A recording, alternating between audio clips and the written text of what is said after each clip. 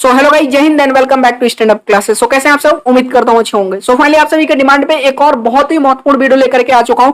ये वीडियो आपके लिए बहुत ही इंपॉर्टेंट है, एक सेकंड भी स्किप मत करेगा, पूरा वीडियो जरूर देखिएगा। क्योंकि देखिए अभी क्या है ना कि कोस्ट गार्ड डीबीजीडी यांत्रिक के लिए आप फॉर्म भर रहे हो, फिर एग्जाम दोगे, फिर स्टेज 2 दोगे, उसके बाद जब आपकी ज्वाइनिंग होगी फाइनल स्टेज पे, उसके बाद ट्रेनिंग दोगे, तो उसमें करना क्या है आपको, ये सारी चीजें आपकी वहां पे सैलरी क्या होने वाली है, जॉब प्रोफाइल क्या होने वाली है, काम क्या करना है, प्रमोशंस वगैरह कैसे होंगे, आपको वहां पे रहने के लिए जो भी आपको आवास वगैरह दिया जाएगा वो कैसा होगा, सारी चीजें ए टू जेड इस वीडियो में हम लोग बात करने वाले हैं। तो बहुत ही इंपॉर्टेंट वीडियो है, वीडियो को फटाफट लाइक और शेयर कर दीजिए। और चलिए शुरुआत करते हैं वीडियो की। और चैनल पर नए तो चैनल को सब्सक्राइब जरूर कर लीजिएगा। आगे बढ़ते हैं, लेकिन उससे पहले एक बहुत ही इंपॉर्टेंट सूचना है आप सभी के लिए। योद्धा बैच, अगर अभी तक आपने इसमें रजिस्ट्रेशन नहीं किया योद्धा बैच में, तो रजिस्ट्रेशन जरूर कर लीजिए। ये योद्धा बैच में देखिए, इसमें डीबी का कास्ट आरएस 500 है और जीडी का कास्ट आरएस 600 रुपए। इसमें इसी प्राइस में सिर्फ जो है आपको 3 महीने के लिए लगातार हर एक सब्जेक्ट की प्रैक्टिस क्लासेस मिलेंगी, जिसमें 400 प्लस आवर्स की प्रैक्टिस क्लासेस हैं। डेली क्लासेस की पीडीएफ और वीकली टेस्ट होगा। एक्सपर्ट फैकल्टी के साथ में आपको क्लासेस मिलेंगी। सिलेक्शन की गारंटी अगर साथ में आप मेहनत कर लेते हो, स्टेज 1 में क्वालिफाई करा के आपको दूंगा, इसकी गारंटी है। तो इसके लिए आपको करना क्या है, बस इस नंबर पे आपको व्हाट्सएप कर लेना है 9795111812 पे। बहुत ही इंपॉर्टेंट बैच है आपका योद्धा बैच, कोस्ट गार्ड डीबीजीडी यांत्रिक के लिए। अब देखिए इसके बाद जो दूसरा सबसे इंपॉर्टेंट चीज है भाई साहब, महापीडीएफ।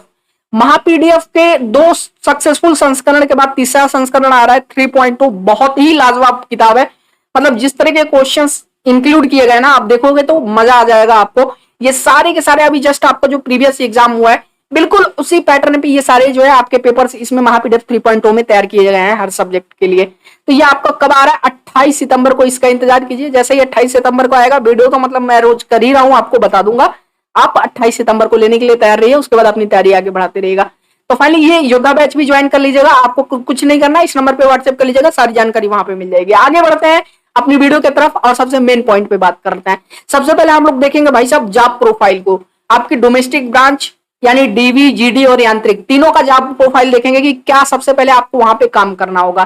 देखिए दिया गया है कि द जॉब प्रोफाइल ऑफ नाविक, ठीक है, नाविक DB provide logistic support to the ship company on board ship और एसोर एज कुक और स्टीवर्ड के तौर पे। आप कुक क्या होता है भाई साहब, इसमें देखो ये नेवी की तरह ही है, जैसे नेवी एमआर वाली जॉब होती है ना, ठीक ये उसी तरह की है। जैसे नेवी एमआर में कुक, स्टीवर्ड और उसमें एक और अधिक होता है, ठीक है, उसमें 3 पोस्ट होता है, यहाँ पे 2 पोस्ट होता है आपका।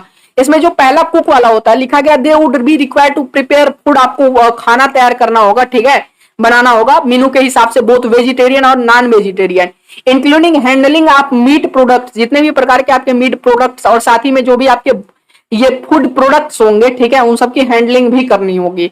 एंड अकाउंटिंग ऑफ राशन, जो राशन वगैरह आएंगे उसका जो है क्या करना पड़ेगा, हिसाब रखना पड़ेगा आपको। In addition they will also be allotted other duties भी आपको दिए जाएंगी, जो जैसा कि आपके समय के हिसाब से जैसी ड्यूटीज आपकी जो है इस ऑर्गेनाइजेशन में चलती है, उस हिसाब से समय रहने पे आपको और भी जॉब्स इसके तहत जो है और भी काम करवाए जाएंगे। स्टीवर्ड की अगर बात कर लें, they would be required to serve food in the officers mess, और वेटर्स को जो है किसको, ऑफिसर्स को जो है जो भी ऑफिसर्स वगैरह होंगे वहां पे, ठीक है, चाहे वो ऑफशोर हो या फिर ऑनशिप बोर्ड या फिर ऑनशिप हो, ठीक है, वहां पे आपको क्या है फूड सर्विंग का एज ए वेटर के तौर पे काम करना होगा, हाउस कीपिंग का, मेंटेनेंस का, अकाउंट और फंडिंग का, वाइन और स्टोर हैंडलिंग का, ठीक है, वाइन्स वगैरह जो भी स्टोर्स होंगे वाइन्स वगैरह के, ठीक है, उन सब की हैंडलिंग का, और मेनू तैयार करने का, ठीक है। इन सब चीजों के अलावा in addition they will also be allotted other duties भी दी जाएंगी समय के अनुसार, जैसा ऑर्गेनाइजेशन उनको जिस काम के लायक समझेगा उस हिसाब से काम मिलेगा। तो आपको समझ में आ गया कि डीबी के अंदर आपको करना क्या है, ठीक है। फर्स्ट प्रेफरेंस, सबसे पहला प्रेफरेंस कुक को दिया जाता है, उसके बाद स्टीवर्ड का जो है आता है। जैसे आपके मार्क्स रहेंगे उस हिसाब से इन दोनों पोस्ट में से आपको वो पोस्ट मिलेगी, ठीक है। पहले ट्रेनिंग होती है, उससे पहले मैं बता देता हूँ, हर प्रकार की ट्रेनिंग पे मैं अलग एक वीडियो कर दूंगा, सारी चीजें उसमें मैं कवर कर लूंगा। यांत्रिक की बात कर लेते हैं, डीबी की आगे बात करेंगे, ठीक है, इस पेज के बाद बात करेंगे। यांत्रिक वालों देख लीजिए जरा, यांत्रिक सर्व ऑनबोर्ड शिप्स पे, देखो ऑनबोर्ड शिप्स पे इनको काम दिया जाता है, एंड एयरक्राफ्ट पे जो है as per the branch allocated, जैसा कि ब्रांच उनको दिया जाता है, जैसा कि mechanical, electrical, electronics, telecommunication, radio और पावर वाला at INS Chilka. They are responsible to maintain all types of, हर प्रकार की मशीनरी इक्विपमेंट को जो है क्या है मेंटेन करने का उनको क्या दिया जाता है, रिस्पॉन्सिबिलिटी दी जाती है। फिटेड ऑनबोर्ड शिप्स पे जो भी एयरक्राफ्ट और स्टेशन वगैरह है आपके, उन सबका मेंटेनेंस देखने के लिए इनको काम दिया जाता है। They are also required to maintain the adequate level of spares और अकाउंटिंग स्पेयर्स वगैरह, ये सारी चीजें इनको मेंटेन करनी होती है। जब आपको समझ में आ गया होगा, यांत्रिक वाले जो कैंडिडेट होंगे उनको अपना जॉब समझ में आ गया होगा, ठीक है। आगे बढ़ते हैं, नाविक जीडी की बात कर लेते हैं, बहुत इंपॉर्टेंट है नाविक जीडी में, क्योंकि पोस्ट भी अधिक है और सबसे अधिक कैंडिडेट नाविक जीडी में ही अप्लाई करते हैं, तो इसको थोड़ा डिटेल में देखेंगे। देखिए नाविक जीडी सर्व्स ऑनबोर्ड शिप्स, सबसे पहले तो उनको ऑनबोर्ड पर भी, ऑनबोर्ड शिप्स पर भी उनकी ड्यूटी लगती है, और जो कोस्टल एरिया में भी उनकी एसोर पे, मतलब ऑफशोर, मतलब की जो है कोस्टल एरिया में भी उनकी ड्यूटी लगती है, ठीक है। वेरियस ड्यूटीज होती हैं, जैसा कि उनको एज ए इनरोल पर्सोनल के तौर पे नाविक GD candidate are allotted specialisation trade. अब देखो जैसे क्या होता है ना, जब आप ट्रेनिंग देते हो तो वहीं पे आपको आंक लिया जाता है कि आप किस ट्रेड में मतलब स्पेशलिस्ट हो, मतलब काम करने में माहिर हो, कौन सा ट्रेड में, उसी हिसाब से आपको जो है ट्रेड क्या ये कि आपको अलॉट किया जाता है कि आप यही काम करोगे, ठीक है, इसी क्षेत्र में काम करोगे। The trade specialisation is allotted on the performance of candidate के परफॉर्मेंस के हिसाब से, जैसा कि आप परफॉर्मेंस ट्रेनिंग में दोगे, ठीक है, वैसा ही आपको सर्विस के दौरान उसी हिसाब का जो है ट्रेड दिया जाता है। अब कुछ मैं इसमें डिटेल में थोड़ा एक दो काम मैं बता देता हूं नाविक जीडी वालों का। देखो इनमें सबसे पहला काम दिया जाता है इंटरनेशनल सी बॉर्डरिंग, ठीक है, जैसे जितने भी इंटरनेशनल हमारे सी बॉर्डर्स होते हैं उनकी बॉर्डरिंग करना, ताकि किसी भी प्रकार का कोई गलत जो है गतिविधि ना हो सके इंटरनेशनल बॉर्डर्स के थ्रू, जो है सी बॉर्डर्स के थ्रू, ठीक है, पहला काम ये हो गया। दूसरा काम क्या होता है इनका, टू सी एट स्मगलर्स, जैसे मान लो कि आजकल के समुद्र के रास्ते बहुत सारी स्मगलिंग्स होती है एक देश से दूसरे देश के बीच में, ठीक है, तो स्मगलर्स वगैरह को रोकना इनका काम होता है, ठीक है। तीसरा काम होता है टू हेल्प द सी फिशर्समैन, आजकल जो समुद्र में जो जैसे जो समुद्री क्षेत्र है वहां के मछुआरे क्या है, समुद्र से मछलियां पकड़ने जाते हैं, ला करके मार्केट में बेचते हैं, अपना प्रॉफिट बनाते हैं। तो जो मछुआरे जो है समुद्र में जाते हैं मछलियां वगैरह पकड़ना, उनकी मदद करना कि किसी प्रकार का उनको कोई खतरा ना हो, ठीक है, समुद्र से। चौथा काम इनका देख लेते हैं। चौथा काम होता है सेफ गार्डिंग, जो भी कोस्टल एरिया, जैसे जब ये ऑनबोर्ड शिप्स पे होंगे तब तो इनकी जो ड्यूटी होती है वो होती ही है, साथ ही में कोस्ट गार्डिंग, ठीक है, तो सेफ गार्डिंग आपको करना होता है कोस्टल एरिया का, ठीक है, क्या करना होता है, जो भी कोस्टल एरिया हमारे होते हैं उनका सेफ गार्डिंग करना होता है। फिर साथ ही में ह्यूमन मेड आइलैंड्स जो होते हैं, आर्टिफिशियल आइलैंड्स होते हैं, उनका भी सेफ गार्डिंग का काम दिया जाता है, एज ए कॉन्ट्रैक्ट के तौर पे काम लेती है कोस्ट गार्ड, करती है ये सारे काम, ठीक है। सेफ गार्डिंग जो है प्राइवेट आइलैंड्स के भी सेफ गार्डिंग करवाती है। तो ये कुछ ऐसे काम है जिनको दिए जाते हैं। अब देखो क्या होता है ना, कभी कभी जब प्राकृतिक आपदा आती है तो जैसे मान लो कि प्राकृतिक आपदा समुद्र से रिलेटेड अगर है, ठीक है, तो उसमें भी कोस्ट गार्ड वालों को, यहाँ पे जीडी वालों को काम दिया जाता है, ठीक है, उस क्षेत्र को खाली करवाना, लोगों को वहां से रेस्क्यू करना, बहुत सारे काम होते हैं, एक दो काम नहीं होते हैं, ठीक है। तो जीडी वालों का काम मैंने आपको बता दिया। अब आगे बढ़ते हैं सबसे अपने इंपॉर्टेंट चीज पे, ठीक है। उससे पहले एक जरा ये खूबसूरत सा तस्वीर देख लीजिए, ये तटरक्षक विहार, ये क्या चीज है भाई साहब, जितने भी हमारे तटरक्षक हैं, ठीक है, कोस्ट गार्ड नाविक, ये हमारा नाविक का क्या है, यही आपका निवास स्थान है, यहीं पे आपको रहने के लिए जो है क्वार्टर वगैरह मिलता है ये आपका, ठीक है, यही निवास स्थान है आपका, यहीं पे देख सकते हैं तटरक्षक विहार। इसी तरह का जो है मतलब जिस जिस क्षेत्र पे जहां जहां पे आपकी ड्यूटी होती है, जिस एरिया में, ठीक है, वहां पे आपको ऐसा ही जो है क्या है, आपको तटरक्षक विहार करके एक आपको ये निवास स्थान देखने को मिलेगा, जहां पे बहुत सारे जो है आपके अलग अलग इसमें आपके रूम्स होते हैं जो एज ए उनको प्रोवाइड किए जाते हैं एज ए क्वार्टर के तौर पे रहने के लिए, ठीक है, जो भी हमारे नाविक होते हैं, ठीक है। आगे बढ़ते हैं, चलिए पे पर्क्स और अदर बेनिफिट्स देख लेते हैं, सैलरी वगैरह क्या कुछ मिलती है, उसके साथ में और क्या बेनिफिट्स वगैरह होते हैं, ठीक है, बहुत इंपॉर्टेंट चीज है। नाविक जीडी की अगर बात कर लें तो बेसिक पे जो है इनकी शुरुआत जो होती है वो 21,700 रुपए से होती है, जो कि पे लेवल 3 में आती है कोस्ट गार्ड के, प्लस डियरनेस अलाउंस वगैरह भी इसके साथ में कुछ मिलता है, ठीक है, बेस्ड ऑन जैसा कि नेचर ऑफ ड्यूटी, जैसा उनको काम दिया जा रहा है, अगर काम थोड़ा कठिन है तो उस हिसाब से अलाउंस थोड़ा अधिक मिल गया, ठीक है, कुछ अधिक जो है उसमें छूट वगैरह मिल गई, कुछ और जो है अलाउंस वगैरह मिल गए। तो पोस्टिंग एज पर द जहां पे जिस जगह पे प्लेस ऑफ पोस्टिंग देखा जाता है कि वहां पे जो कैसे कंडीशन है, ये सारी चीजें, तो शुरुआत में इतना आपको 21,700 से शुरुआत होता है। डोमेस्टिक ब्रांच का भी 21,700 से ही शुरुआत होता है, ठीक है, फिर वही चीज है कि अलाउंस वगैरह भी इसमें एक्स्ट्रा मिलता है। और यांत्रिक की बात कर लें तो इनकी बेसिक पे 29,200 से इनकी शुरुआत होती है, ठीक है, पे लेवल 5 पे।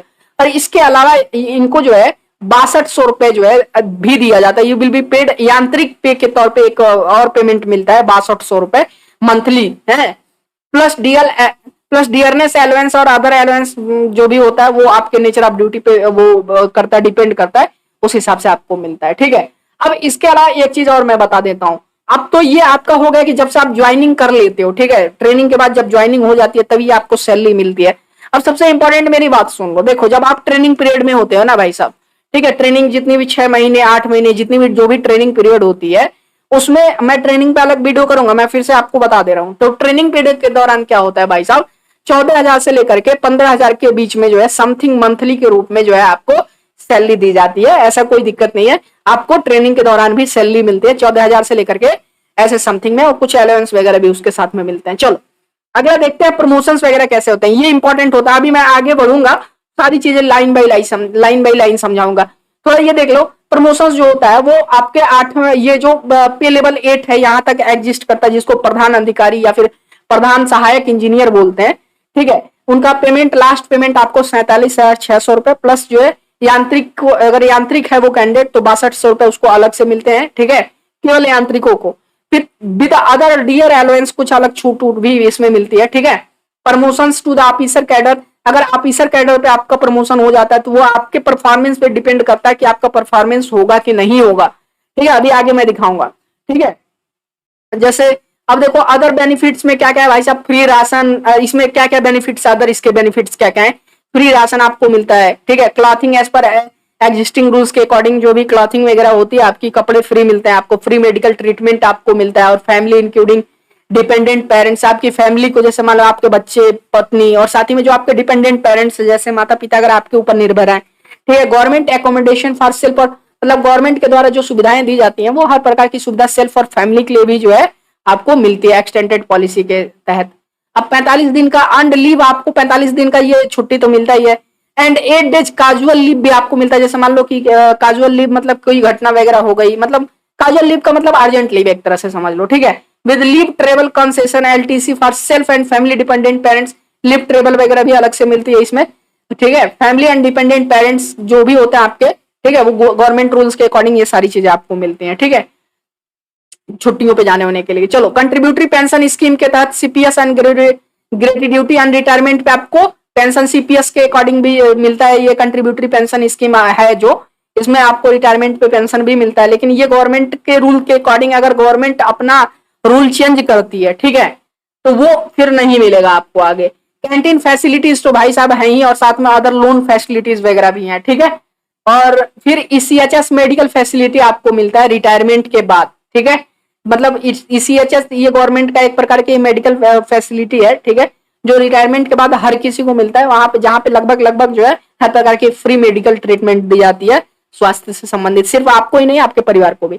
चलो, इंश्योरेंस कवर, इंश्योरेंस कवर जो है आप 75 लाख का इंश्योरेंस कवर भी इसमें मिलता है इनरोल्ड पर्सोनिल को, अगर एप्लीकेबल है तो। अब इंश्योरेंस कवर क्या होता है ये भी ध्यान से सुन लो। अगर मान लो कि ऑन ड्यूटी अगर कोई घटना घट जाती है आपके साथ जो है, ठीक है, किसी प्रकार की, भगवान ना करे कि ऐसा हो, लेकिन किसी प्रकार की अगर घटना घटती है तो insurance cover up to 75 lakh का आपका होता है। ठीक है, उसके बाद नोट कर लीजिए पे टैक्स, ये प्रमोशंस वगैरह ये सब गवर्नमेंट सब्जेक्टेड टू गवर्नमेंट है, ये गवर्नमेंट डिसाइड करती है बाकी के। और उसके बाद रैंक स्ट्रक्चर देख लीजिए कैसे इसमें जो है होता है आपका प्रमोशन। पहले आप नाविक एज ए नाविक ज्वाइन करते हो, देखो ये दोनों में सेम है लगभग, जीडी और डीबी के लिए। तो ये देखो ये डीबी वाला है और ये जीडी वाला है। ठीक है, तो नाविक से आप उत्तम नाविक बनते हो, ये लगभग 5 साल का समय होता है। 5 साल के अंतराल में, मतलब मैक्सिमम जो है मिनिमम, ठीक है, सॉरी मैक्सिमम कह रहा हूँ, मिनिमम टाइम पीरियड आपका 5 साल का होता है। मिनिमम 5 साल के अंदर जो है कम से कम 5 साल आपको एज ए नाविक के तौर पे काम करना होता है, तब जाके उत्तम नाविक पे आपका प्रमोशन होता है। फिर उत्तम नाविक पे मिनिमम 4 साल आपको काम करना होता है, फिर प्रधान नाविक आप बनते हैं। फिर प्रधान नाविक पे मिनिमम 3 साल काम करना होता है उस पोस्ट पे, फिर आप अधिकारी बनते हैं। ठीक है, फिर अधिकारी से 4 साल मिनिमम काम करना पड़ता है उत्तम अधिकारी बनने के लिए। उसके बाद उत्तम अधिकारी से प्रधान अधिकारी बनने के लिए मिनिमम 3 साल आपको जो है उस पोस्ट पे काम करना होता है। ठीक है, उसके बाद प्रमोशन टू ऑफिसर कैडेट, देखो ऑफिसर कैडर में भी आपका प्रमोशन हो सकता है। ठीक है, द इनरोल्ड पर्सोनिल में also get opportunity for promoting, officer rank पे प्रमोट हो सकते हो, लेकिन जैसा आप फुलफिल करते हो जो क्राइटेरिया वगैरह होता है, अगर आप वो फुलफिल करते हो समय समय पे इंडियन कोस्ट गार्ड के द्वारा, ठीक है, आपकी परफॉर्मेंस वगैरह अच्छी है, तभी वो चीजें होंगी। वो सब्जेक्टेड टू, मतलब वो डिपेंड करता है कोस्ट गार्ड के ऊपर कि वो प्रमोशन किस हिसाब से करेगा। ठीक है, ऑफिसर कैडर में। तो ये सारी चीजें जो मैंने अभी आपको बताई, उम्मीद करता हूँ सारी चीजें आपको समझ में आ गई होंगी। और कुछ भी आपको ऐसा हो जो अभी आपको समझ में ना आया हो ज्वाइन करने से पहले कोस्ट गार्ड को, तो प्लीज कमेंट करके जरूर बताइएगा। और जैसा कि मैंने आपको ये बता दिया, योद्धा बैच बहुत इंपॉर्टेंट है दोस्त, योद्धा बैच ज्वाइन कर लीजिए। डीबी के लिए मात्र 500 रुपए में 3 महीने का हर सब्जेक्ट, 5 सब्जेक्ट का आपको जो सेक्शन 1 के तैयारी करने को आपको लगातार प्रैक्टिस क्लासेस मिल रही है, पीडीएफ मिल रहा है, क्या चाहिए विद बेस्ट टीचर्स।